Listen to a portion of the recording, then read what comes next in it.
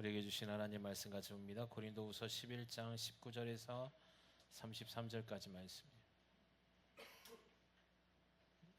고린도후서 11장 19절에서 33절까지 우리 한 절씩 같이 교독합니다. 너희는 지혜로운 자로서 어리석은 자들을 기쁘게 용납하는구나.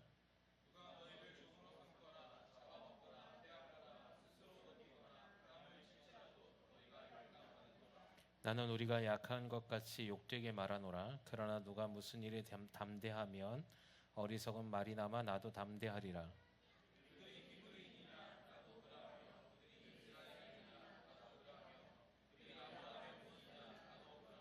그들이 그리스도의 일꾼이냐 정신없는 말을 하거니와 나는 더욱 그러하도다. 내가 수고를 넘치도록 하고 옥에 갇히기도 더 많이 하고 매도 수없이 맞고 여러 번 죽을 뻔하였으니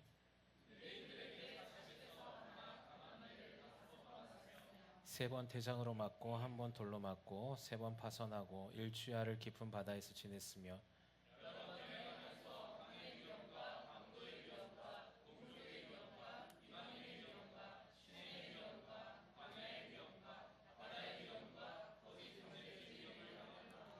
또 수고하며 애쓰고 여러 번 자지 못하고 줄이며 목마르고 여러 번 굶고 춥고 헐벗었노라.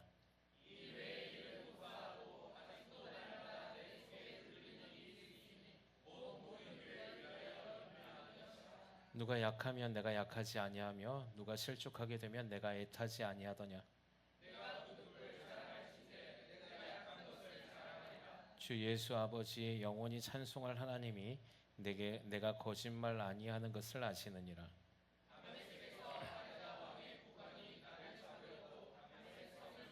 33절 같이 읽습니다. 나는 광주리를 타고 들창문으로 성벽을 내려가 그 소생에서 벗어났노라. 아멘. 자, 우리 저번 시간에 우리 고린도후서 11장에 대해서 우리가 나누었는데 초반부를 나눴죠.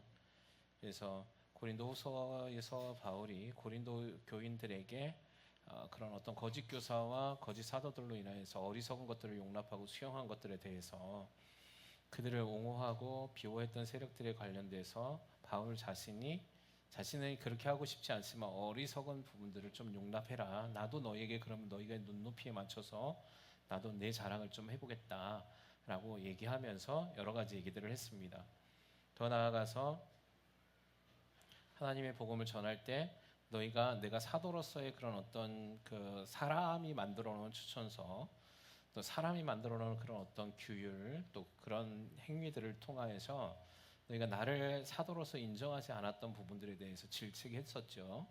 그러면서 내가 그 중에 하나가 교회 안에서 바울은 모든 사도들은 다 경비를 지원받고 삶을 살아가는 데 있어서 하나님의 교회 안에서 도움을 받고 또 그 지원을 받았던 것이 있었는데 바울은 고린도 교인을 생각하여서 그것을 되도록이면 하지 않으려고 애를 썼죠. 그래서 그런 부분들도 이야기를 했었고, 근데 그 모든 것들이 다 너희를 위한 나의 마음이었는 것을 너희가 알지 못하느냐라고 얘기를 하고 있는데, 후반부에 오늘 19절에서도 마찬가지입니다. 원래 고린도후서 전반에 걸쳐서 다 똑같은 얘기를 지금 하고 있는 건데요. 그래서 오늘 19절에 보니까 너희는 지혜로운 자로서 어리석은 자들을 기쁘게 용납한다. 그러니까 이게 뭐냐면 고린도 교인들이 지혜로웠다는 게 아니라 이거를 조금 비꼬아서 얘기한 거죠. 너희가 그렇게 지혜 있다고 하면서 결국은 이렇게 어리석은 자를 용납하는 일을 했느냐라고 질문하는 거죠. 그러면서 이렇게 얘기합니다. 누가 너희를 종으로 삼거나 잡아먹거나 빼앗거나 스스로 높이거나 뺨을 칠지라도 너희가 용납하더라라고 얘기합니다. 거짓 교사, 거짓 사도들이 와서 그들에 대해서 왜곡된 믿음과 바울이 가르쳤던 것들에 대해서 잘못된 것들을 가르쳤음에도 불구하고 그들은 그것을 너무 잘 수용했었어요. 근데 여러분, 여기서 이제 바울이 뭐라고 얘기를 하냐면 21절에 보니까 나는 우리가 약한 것 같이 욕되게 말하고 그러나 누가 무슨 일에 담대하면 어리석은 말이냐면 나도 담대하게 말하겠다 이렇게 얘기하는데, 바울이 고린도 교회를 대했던 바울의 심정이 어떻게 했냐면 온유함과 사랑으로 되어 있거든요. 강함으로 다 대하지 않았습니다. 그런데 반대로 거짓 교사들은 어떻게 했냐면 굉장히 그들을 통제하고 좀 이렇게 강하게 대했던 것들을 보게 돼요. 그런데도 불구하고 고린도 교인들은 강하게 그들을 억압하고 압박하는 그들의 말은 잘 수용하면서 바울이 온유한 심정으로 됐을 때 바울의 말은 듣지 않았더라는 거죠. 그래서 오히려 너희가 내가 약하기 때문에 너희가 나의 말을 듣지 않은 것이냐라고 지금 질문하는 거거든요. 여러분, 사람의 심리가 참 그렇습니다. 우리도 마찬가지인데 예수님의 가르침 안에서 예수께서 말씀하시는 것이 진리요 생명이라는 말씀을 우리는 알고 있습니다. 아멘이시죠? 그런데 우리가 꼭 고린도 교인들처럼 우리가 우리의 삶에서 우리를 종으로 삼거나 우리를 빼앗거나 우리에게 뭔가 저주를 묻거나 하는 세상의 일들에 관련돼서 우리가 너무 잘 수용하는 거예요. 예. 그거에 대해서는 너무 잘 받아들입니다. 세상에 나가서 어떤 사람이 이렇게 하면 성공하더라, 이렇게 하면 자녀 교육을 이렇게 하면 잘 시키더라, 이렇게 하면 사업을 성공할 수 있더라, 이렇게 하면 세상 가운데서 뒤처지지 않는다, 세상의 문화 가운데서 조금 앞서 나가거나, 아니 앞서 나가진 않더라도 동등한 수준에서 달려나갈 수 있다, 이런 얘기들은 얼마나 빠르게 흡수하는지 몰라요. 아무런 경계도 없이 그들이 우리의 것을 빼앗고 우리의 뺨을 때리고 우리를 모독하고 우리를 수치스럽게 함에도 불구하고 우리는 그거에 대해서 무방비 상태로 수용하더라는 거죠. 저는 오늘 이 말씀을 듣는 저와 여러분의 삶에서 우리가 우리 자신을 한번 점검해 보길 주님의 이름으로 소망합니다. 저와 여러분의 삶에서 오늘 바울이 고린도 교인에게 얘기한 이 말은 오늘 저와 여러분에게 얘기하는 이런 부분들을 얘기하는 거거든요. 진리이신 예수의 말씀을 우리가 받아들이지 않고 예수님은 사랑이요, 예수님은 온유시고, 예수님은 긍휼이시요, 예수님은 자비라고 얘기를 하니까 그런 예수님은 별로 끌림이 없는 것 같은 거예요. 세상에서의 그 강함의 모습들이, 화려함의 모습들이, 그런 성공의 모습들이 더 아름답고, 근데 결국 그들이 그렇게 하는 것이 우리의 영원한 생명에서 우리의 생명을 갉아먹고 우리를 사망의 길로 인도함에도 불구하고 그걸 그냥 수용하고 용납하는 삶을 살고 있다라는 거죠. 주님의 마음이 오늘 바울의 마음과 같고, 바울이 고린도 교회에게 했던 말들이 오늘 이 시간 이 시대를 살아가는 저희 치유하는 교회에게 성령이 우리에게 말씀하시는 바와 똑같은 것이 아닐까 우리는 생각해 보아야 된다는 것입니다. 우리가 강한다는, 교회가 강함이라는 것은 무엇이냐면 세상에 대해서 저항하는 겁니다. 할렐루야. 믿음의 강함이라는 것이 무엇이냐면 죄에 대해서 저항하는 거예요. 아멘이십니까? 우리가 믿음이 있노라 하고 저항하지 않는 삶을 산다면 우린 믿음이 없는 거잖아요. 우리가 믿음이 있노라라고 얘기하면서 세상에 대해서 그 모든 것들을 수용하고 용납한다면 우린 믿음 없는 거잖아요. 그럼에도 불구하고 우리는 믿음이 있는 척하는 거예요. 내가 기도 좀 하고 헌금 좀 하고 믿음 생활을 좀 했으면 나는 믿음이 좀 있다라고 착각하는 거예요. 아니에요. 우리에게 그게 믿음이 아니에요. 믿음을 점검하고 믿음의 수준을 판단하는 기준은 우리가 죄에 대해서 얼마큼 싸우고 저항하느냐에 있어요. 할렐루야. 여러분 믿음이 있으십니까? 우리 옆에 분들에게 한번 질문해 보세요. 당신은 믿음이 있습니까? 다시 한번 질문해 보세요. 당신은 세상과 저항하고 있습니까? 저항하고 계십니까? 저항하기보다는 그런 유혹들이 너무 막 쾌락으로 다가와서 막 그걸 수용하는 거 아닙니까? 여러분, 우리가 예수 믿을 때 여러분이 진짜 고민하는 게 뭡니까? 여러분 고민하는 게 뭐예요? 뭐겠어요? 이 세상에서 왜 남들처럼 살지 못하느냐의 문제지. 예수 믿는데 왜 나한테 이 문제가 있느냐는 거지. 왜 나는 이렇게 물질에서 가난해하고, 나는 왜 자녀들 때문에 이렇게 힘들어하고, 나는 왜 부부의 가족 안에서의 이런 문제들이 끊임없이 일어나느냐. 거기에 퀘스천을 다는 거 아니겠어요? 근데 여러분, 우리는 그게 세상적인 기준이라는 걸 놓치고 있는 거예요. 여러분 가만히 곰곰이 한번 생각해 보세요. 우리가 근심하고 고민하는 게 과연 하나님의 믿음으로 저항하는 거에 대한 고민인지, 아니면 세상에서 기준을 못 따라가는 나의 마음의 문제인지. 아마 대부분이 후자일 겁니다. 세상에서는 이 정도 살아가는데 다른 사람이 나 손가락을 칠하는 거 싫고, 난 다른 사람들한테 좀 잘 보이고 싶고, 내 자녀도 다른 애들보다 꿀리지 않았으면 좋겠고, 막 이런 문제 아니에요? 그건 믿음하고 전혀 상관이 없거든요. 그런데 그러다 보니까 뭐 하냐면 세상의 것들을 수용하는 거예요. 자꾸만 잘. 근데 그 세상의 말들을 수용하니까 우리는 우리 자신이 죽어져 가고 있는지를 모르는 거예요. 세상은 어떻게 한다 그랬습니까? 주님이 오신 것은 양으로 생명을 얻게 하기 위해서 오셨다 그랬고, 그 다른 무리 세상은 도둑질하고 빼앗고 죽이기 위해서 왔다 그랬거든요. 그래서 그 삶의 두 가지의 원리만을 딱 얘기했습니다. 주님은 생명이요, 주님 아닌 그 모든 건 사망이다. 할렐루야. 그러면 우리가 주님에 대해서 믿음으로 저항하는 건 생명이고, 저항하지 않고 수용하면 도둑질 당하고 빼앗기고 멸망하는 거거든요. 그래서 바울이 오늘 고린도 후서에서 고린도 교인에게 이 부분에 대해서 지금 질문하고 있는 거예요. 그러면서 뭐라고 얘기합니까? 22절에 그들이 히브리인이냐 나도 그러하고, 그들이 이스라엘이냐 나도 그러하고, 그들이 아브라함의 후손이냐 나도 그러하다. 그들이 그리스도의 일꾼이냐 정신없는 말을 하거니와 나는 더욱 그러하도다. 내가 수고를 넘치도록 하고 옥에 갇히기도 더 많이 하고 매도 수없이 맞고 여러 번 죽을 뻔하였으니 유대인들에게 40에 하나 감한 매를 5번 맞았으며 3번 태장으로 맞고 1번 돌로 맞고 3번 파선하고 일주야 깊은 바다에서 지내고 여러 번 연행하며 강의 위험과 강도의 위험과 동족의 위험과 이방의 위험과 시내의 위험과 광야의 위험과 바다의 위험과 거짓 형제 중의 위험을 당하고 또 수고하며 애쓰고 여러 번 자지 못하고 주님에 목마르고 여러 번 굶고 춥고 헐벗어노라. 그들이 얘기했을 때 그 거짓 사도들은 뭐냐면 자칭 유대인이라고 얘기했습니다. 그래서 자기들은 그런 유대에 있는 사도격인 또 교사들격인 사람들로부터 인증서를 받고 왔다는 거죠. 그러니까 바울이 뭐라고 얘기하냐면 너희가 내가 누군지 몰라? 나는 진짜 유대인 중에 유대인이야 라고 얘기한 거예요. 그럼 이 당시에는 디아스포라 유대인들이 있었거든요. 근데 진짜 정통 혈통을 갖고 있는 유대인이 아닌 사람들도 있었던 거예요. 흩어져서 살았기 때문에. 그러다 보니까 바울은 어땠냐면 자신은 정통 유대인이었거든요. 그리고 뭐라고 그랬습니까? 나는 이스라엘인이고 나는 아브라함의 후손이다. 뭐냐면 바울은 난지 8일 만에 할례를 받았거든요. 하나님의 말씀 안에서 아브라함의 후손은 난지 8일 만에 할례를 행하라 그랬거든요. 그렇기 때문에 자신은 진짜 아브라함의 자손이고 유대인 중에 유대인이고 이스라엘인 중에 이스라엘입니다.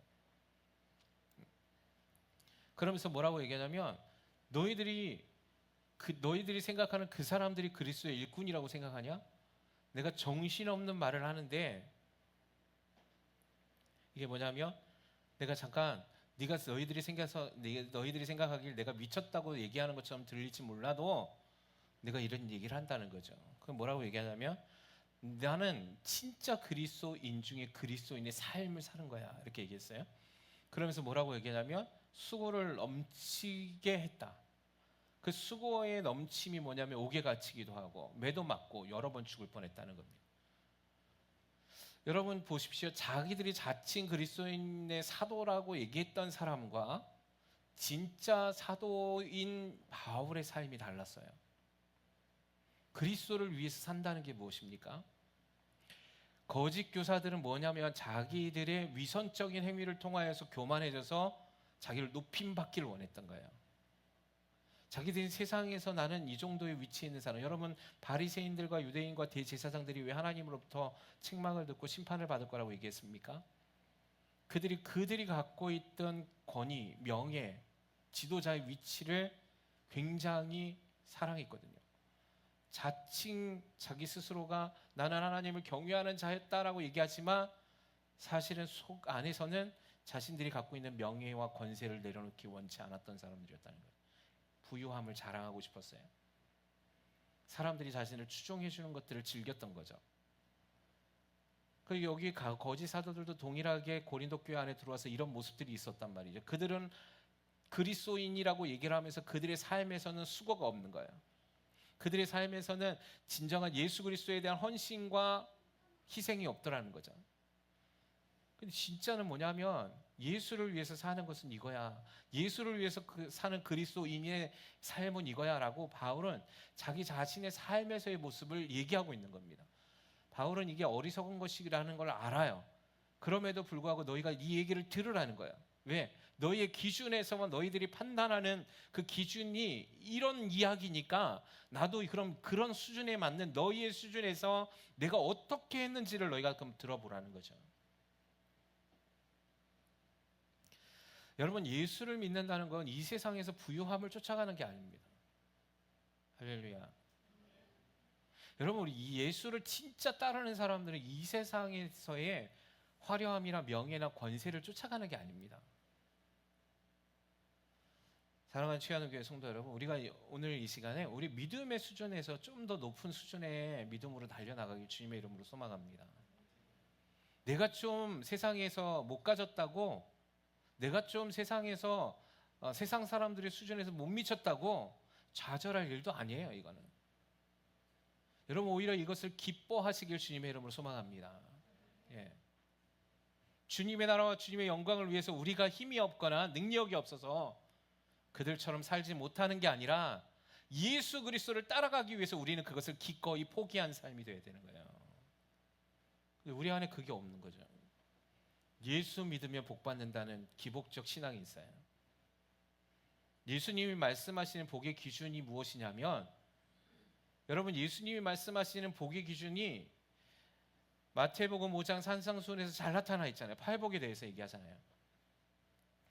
근데 우리가 바라는 복은 예수님이 말씀하신 복하고 전혀 다른 삶을 자꾸만 추구하는 거예요. 여러분이 복이라고 생각하는 건 뭡니까?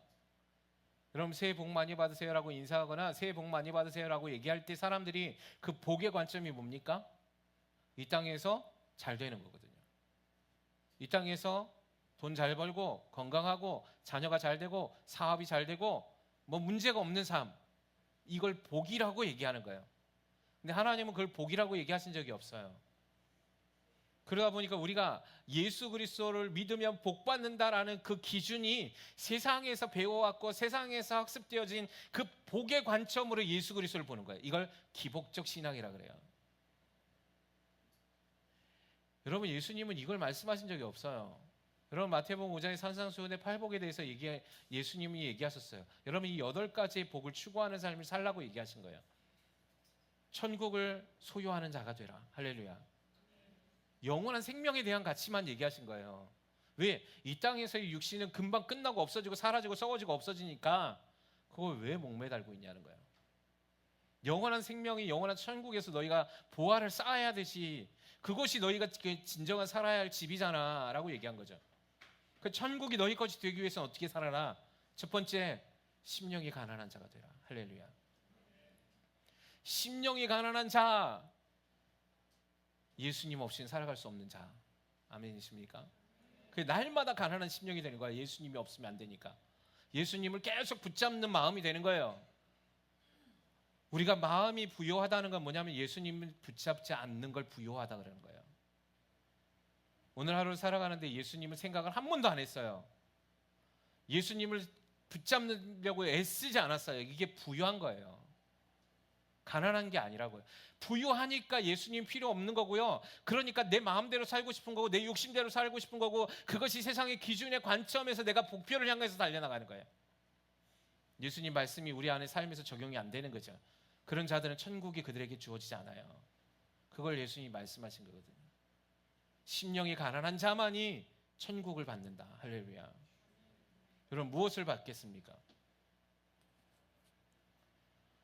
여러분, 80년 동안에 여러분이 200억, 300억 준다고 생각합시다. 그리고 나서 여러분 죽고 지옥 간다고 생각하시고, 내가 이 땅 가운데 200억, 300억은 아니더라도 내가 좀 가난하게 살더라도 내가 좀 명예가 없는 삶을 살더라도 영원한 영생이 주어진 삶이 있다면 여러분 어떤 걸 선택하시겠습니까? 난 첫 번째, 손 들어보세요. 난 짧고 굵게 살다 갈랜다. 어? 여러분, 이거는 여러분, 이거는 우리 로한테 물어봐도 뭘 선택해야 될지 알아요. 우리는 왜 이걸 선택을 못합니까? 고린도 교인이 똑같았거든요. 그래서 바울이 얘기하는 거예요. 심령이 가난한 자의 삶을 사는 거예요.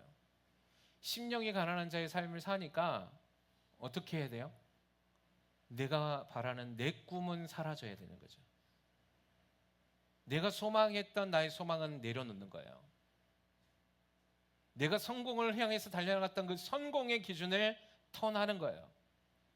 내가 편안하고 안주하고 기쁨을 누렸던 것들을 예수를 위해서 바꾸는 삶으로 나아가는 거예요. 할렐루야. 이게 심령이 가난한 자요. 이게 그리스도인의 삶이에요. 그래서 바울은 그리스도인의 삶을 살았다는 거예요. 근데 그렇게 사니까 어떤 일이 주어졌냐면 세상이 자신을 미워한 거예요. 세상이 핍박한 거예요. 그래서 팔복의 마지막 복이 8가지, 8번째 복이 뭔지 아십니까? 핍박을 받은 자는 복이 있나니. 여러분, 핍박을 받는 것이 복이라고 얘기했습니다. 할렐루야. 왜 핍박을 받습니까? 세상은 진짜인 것을 싫어하거든요.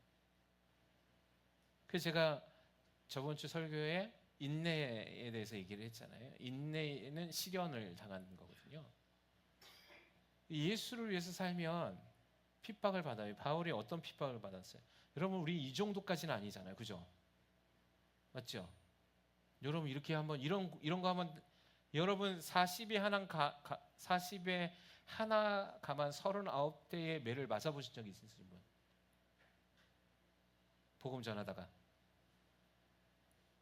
근데 바울은 그런 매를 5번 맞았대요. 3번 태장으로 맞았대요. 태장 맞아보신 분? 복음 전하다.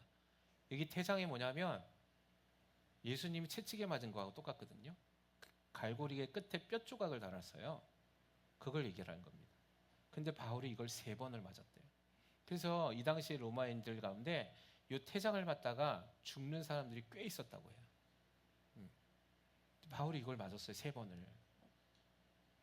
자, 그 다음에 배를 타고 복음 전하러 갔는데 3번 파손해가지고 일주일을 깊은 바다에서 지냈대요. 난파당해가지고 일주일 동안 아무것도 못 먹고 구조를 당할지 여기서 죽을지 모르는 두려움 가운데 살았던 거예요. 바울은 뭐라고 합니까? 여러 번 영해하면서 강의 위험과 강도의 위험과 동지역의 위험과 이방인의 위험과 시내의 위험과 광야의 위험과 바다의 위험과 거짓 청재주의 위험을 당했다. 사방이 위험한 거예요. 보니까 만나는 족적이 위험해요. 여러분, 복음 전할 때 여러분 막 협박하고 막 죽이려고 하는 사람들 있었습니까? 모독 당해보신 적 있습니까? 여러분, 우리가 얼마나 부유하게 살고 있는지 점검해야 돼요. 사실은. 그러면서 우리는 천국에 갈 수 있을 거라고 생각합니다. 제가 얘기했잖아요. 천국은 쉽게 들어가지 못합니다. 여러분 안에 뭐가 있어야 된다? 예수의 인침이 있어야 되거든요. 할렐루야. 천국에 딱 가면 우리에게 인침의 표식들이 있을 겁니다. 그런 자들만 천국 가는 거예요. 그 예수의 흔적이라고 얘기하거든요. 여러분의 삶에 예수의 흔적이 있어야 되는 거죠. 예수님이 흔적이 있거든요. 어떤 흔적? 십자가의 흔적이 있거든요. 그러면 저와 여러분에게도 동일하게 그 십자가의 흔적이 있느냐고 질문할 거거든요. 그 십자가의 흔적이 뭡니까? 복음을 위해서 핍박을 받는 거예요. 그걸 두려워하지 않는 거예요. 바울이나 예수님이나 예수님의 제자들이, 여러분 베드로도 그렇고 요한도 그렇고 나중에 성령 충만했을 때 그들이 매맞고 고통당하고 고난당하는 걸 뭐 했다 그랬습니까? 기뻐하고 즐거워했다 그랬어요. 예. 왜? 그 예수의 흔적을 알았거든요. 여러분, 우리가 예수를 진짜로 믿는 삶을 산다면 이런 핍박이 있어요. 여러분, 직장에서 핍박이 있을 겁니다. 여러분이 만나는 사람들이 여러분을 미워할 겁니다. 그래서 우리에게 조그마한 위협이 다가오잖아요. 그럼 뒤로 물러나 버립니다. 도망갑니다. 당당히 맞서세요. 저항해야 돼요. 그걸 저항이라고 얘기한다니까요. 고린도 교회 안에서 바울은 이렇게 희생하고 수고하고 했던 것이 그게 그리스도인이잖아 라고 얘기하는 거예요. 근데 거짓 교사들은 그게 없었다는 거죠. 그래서 자기 위치에, 자기 명예에, 자기의 높임 받는 것들을 좋아했다는 거죠. 오히려 남을 헐뜯고 비방하고 몰아내고 거짓말하는 것들을 좋아했다는 거예요.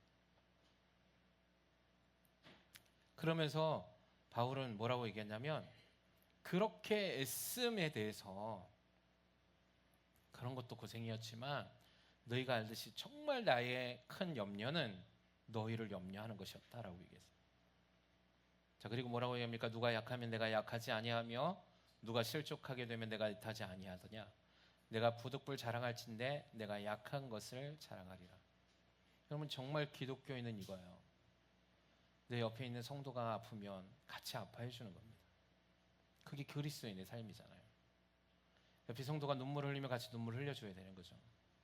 그의 연약함 때문에 죄를 범하고 있으면 그로 인해 탄식하며 그를 위해서 중보해 줘야 되는 거거든요. 여러분과 저에게 그런 믿음이 회복되길 주님의 이름으로 소망합니다. 우리는 때로는 너무나 많은 공격들을 합니다. 세상의 원리와 세상의 법칙들을 교회 안에 가지고 들어옵니다. 세상의 원리와 세상의 법칙을 가정 안에 가지고 들어옵니다. 그래서 싸우려고 합니다. 이기려고 합니다. 그러나 예수 그리스도의 승리의 법칙은 져주는 거거든요. 지는 거예요. 아멘이십니까? 그 짐에서 그냥 무조건 항복하는 게 아니라 그를 오히려 더 끝까지 사랑하기로 결단하는 거예요. 이거를 온유라고 얘기해요. 여러분이 온유한 자가 되길 주님의 이름으로 소망합니다. 네. 그래서 모세는 온유한 자였거든요. 자기를 돌로 치려고 했던 자들까지도 더 사랑했거든요. 예수님의 온유는 이 세상에서 가장 온유하신 분이잖아요. 예수님은 자기를 십자가에 못 박은 자들을 위해서 십자가에 매달려 계심에도 그들을 위해서 기도해 주셨거든요. 여러분 이 힘이, 이 강력한 힘이 있기 때문에 로마가 기독교 국가가 된 거예요. 할렐루야. 로마의 황제가 나중에 그 고백을 했거든요. 도대체 기독교가 무엇이길래? 그토록 핍박했는데 안 죽는 거야 그들이. 예. 더 살아나는 거야. 그러니까 황제가 나중에 보니까 어떻게 했습니까? 야 이건 정말 뭔가 있는가 보다 생각한 거예요. 결국 나중에 383년에 기독교를 공인하게 되지 않습니까? 로마가. 여러분 이 세대 가운데서 제국은 다 없어지고 사라지고 무너졌지만 예수 그리스도의 이름은 무너지지 않아요. 할렐루야. 여러분 마지막 때가 된다고 예수 그리스도의 이름이 사라질까요? 아니요, 그렇지 않습니다. 진짜 배기들만 남을 겁니다. 할렐루야. 그들은 결코 무너지지 않을 겁니다. 그들은 결코 패하지 않을 겁니다. 예수님이 그들을 위해서 함께 천사들을 보낼 거고요. 그들의 교회들을 세우시기 원하는 거거든요. 저는 이 마지막 때가 알곡과 가라지를 걸러내는 때인 것 같습니다. 성경의 말씀에 알곡과 가라지를 구분하거든요. 네. 교회의 알곡이 되기를 우리는 갈망해야 합니다. 이 마지막 때에 하나님이 쓰시는 알곡과 같은 교회가 되기를 여러분 기도하셔야 되는 거예요. 그게 오늘 바울이 원하는 교회의 모습이었거든요. 괜찮습니다. 아직 우리가 이 말씀을 듣고 고린도 교인들과 같이 회개의 역사가 일어나야 돼요. 아멘이십니까? 우리 교회에서 지금 필요한 건 뭐냐면 회개의 운동이에요. 할렐루야. 1907년 대평양의 대부흥의 운동이 회개의 운동이었거든요. 여러분 미국의 아주사의 거리에서 일어났던 그 아주사 대부흥의 운동이 회개의 운동이었거든요. 지금 죄가 죄인지도 모르고 무뎌서 죄가 죄인지 회개하지 않는 세상 가운데 살고 있거든요. 교회가 무슨 잘못을 하고 있는지 모르는 세상 가운데 살아가고 있습니다. 우리가 세상과 하나 혼합되어져서 혼합적 신앙을 갖고 살아갑니다. 하나님은 혼합적 신앙을 토해내길 원하시거든요. 끝까지 믿음으로 굳건하게 지켜내는 믿음을 주님이 원하는 거예요. 그래서 그런 자들을 사랑하는 겁니다. 바울이 세상에 끝까지 저항했기 때문에 핍박이 왔고, 핍박이 왔음에도 불구하고 끝까지 그는 저항했거든요. 예수님의 제자들이 저항했듯이, 바울이 저항했듯이, 초대교회의 믿음의 선진들이 저항했듯이, 우리나라에서 일제시대 때 그 압박 속에서도 믿음으로 저항한 수많은 믿음의 사람들이 있듯이 지금 이 시대 가운데 믿음에 저항이 있는 자들이 필요한 거예요. 싸워서 승리하십시오. 싸워 이기십시오. 면류관을 취하시란 말이에요. 네. 그러면서 바울이 뭘 했냐면 자기의 약함을 자랑한다 그랬어요. 제가 이번 주에 설교에 그랬잖아요. 우리가 약하고 무능력해질 때 성령의 충만함이 임합니다. 할렐루야. 바울은 그걸 너무나 알고 있었어요. 자신이 약할 때 하나님이 강하게 되심을 믿었거든요. 여러분과 제가 약함을 부끄러워하지 않길 바랍니다. 우리가 약함을 자랑합시다. 세상의 기준에 강함을 자랑하지 말고 우리가 그걸 내려놓으면 그것을 감사히 여기시고, 우리가 그걸 소유하지 못한 게 아니라 우리 이름이 무명한 게 아니라 천국에서 유명한 자 같이 사는 거예요. 우리가 이 땅에서 가난한 자 같이 살지만 우린 결코 가난한 자가 아님을, 우린 천국에서 부유한 자임을 믿어야 되는 거죠. 이 짧은 시간에 사라질 것들을 소망하지 않고 영원한 처소에서의 부유한 자, 유명한 자, 능력 있는 자, 강한 자가 되시길 주님 원하고 계시는 것처럼, 이 시간에 이 말씀을 듣는 저와 여러분의 삶에서 우리가 다시 한번 믿음을 점검하고, 또 이제 2025년도 이제 우리가 이 길을 위해서 달려나가는 우리 교회가 돼서 주님이 기뻐하시고 칭찬하는 저와 여러분의 삶이 되기를 주님의 이름으로 축원합니다.